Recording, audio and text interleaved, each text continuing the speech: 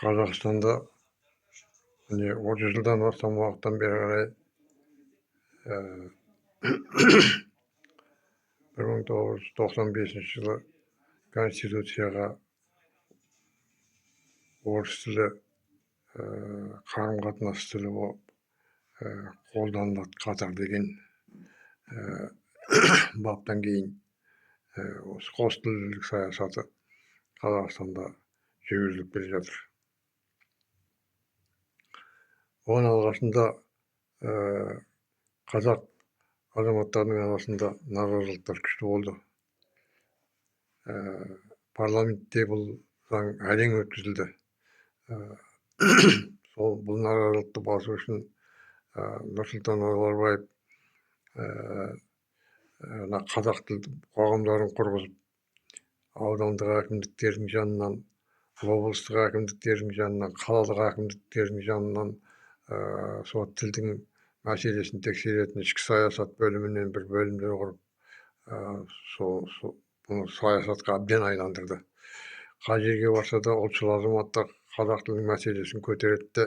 Сонымен бұл ушыққан кезде өзі шығып баяғы басып, мына жағымызда бір көрші тұр, мына жағымызда біз көрші тұр, біз жан жағымызға қарауымыз керек деп ассамблея дегенді құрып, олардың жағдайын жасап, оларға миллиондаған ақша бөліп, олардың ішінен ең таңдаулы деген өздерінің сөзін тыңдайтын адамдарды парламентке депутат қылып алып, осылайша өзінің саясатын күшейте келе қазақ тілін жаңағыдай шүйрелкеге салып қойды.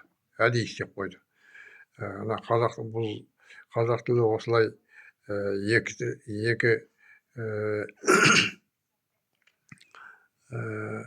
тіл қатар жүріп тұрған кезде қазақ тілінің жағдайының оңалмайтынын біле тұра,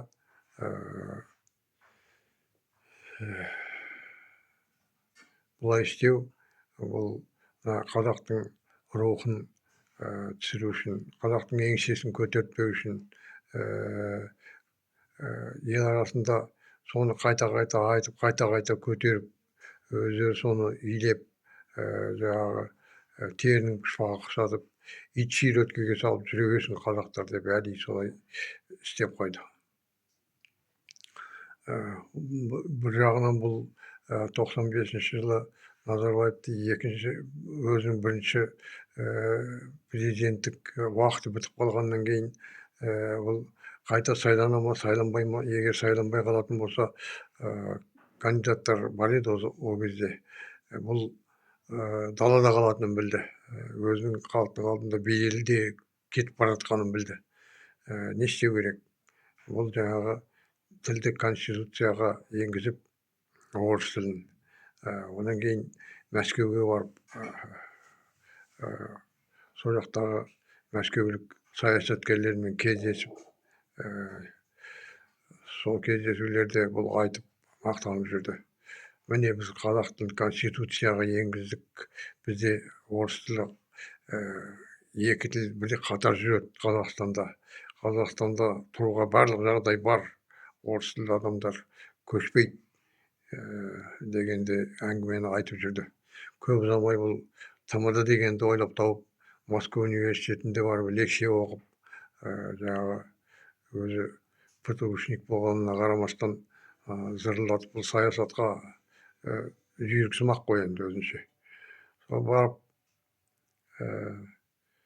осылай біз мыңдаған жылдар бойы бірге келе жатқан халықпыз деп соқты ғой бұл. Мыңдаған жылдар бұрын жер бетінде орыстың ізі де жоқ болатын. Ол кейін пайда болған халық. Орыстың 1000 жылдық тарихы жоқ. Оның тарихы 600-700 жылға болады. Бұлар мына казактар сияқты кейін пайда болған халық. Қазір мына Украин тағы басқа европалық ғалымдар бұларды зерттеп жатыр. Мына біздің қазақтың тарихы 500 жыл деп жүрген Назарбаев сол орыстың көңіліне қарап айтып жүр. Қазақ жер бетінде адам пайда болған кезде бар. Тарих пайда болған кезден бастап қазақ туралы бар. Міне осындай саясаттың, осындай саясаттың құрбанына айналған қазақ тілі қазір осындай тағы да конституцияға кіргізіліп орыс тілімен қатар деген сөздерді пайдаланып әлі де оның жағдайын оңалтуға біздің билік өздерінің көмектерін көрсетпей отыр.